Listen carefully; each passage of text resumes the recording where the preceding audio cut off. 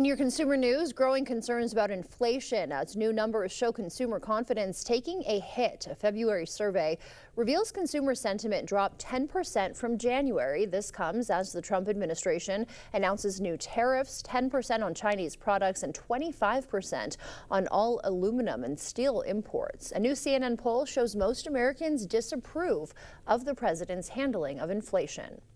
Major changes could be coming to the U.S. Postal Service. President Trump says he's considering merging the agency with the Commerce Department, a move that could signal a step toward privatization. The president stopped short of directly addressing whether he plans to privatize the service, but says he wants to see significant structural changes.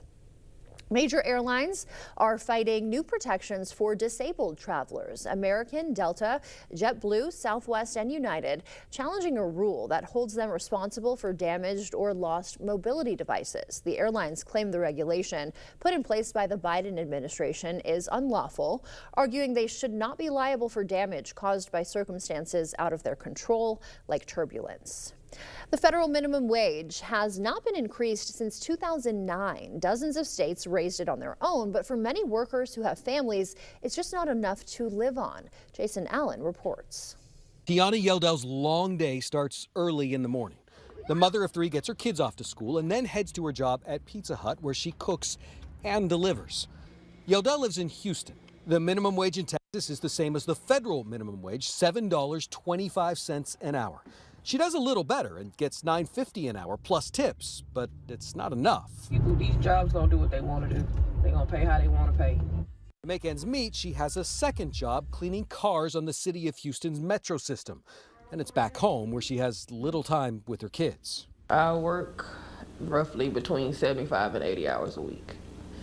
It's a lot. According to the Massachusetts Institute of Technology, a living wage for one adult raising three kids in the Houston metro area is $57.65 an hour.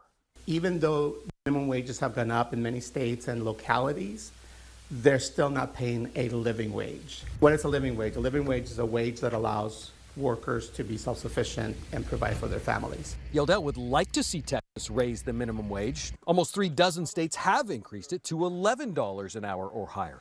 However, higher wages have a huge impact on businesses, who are then often forced to raise prices to stay profitable.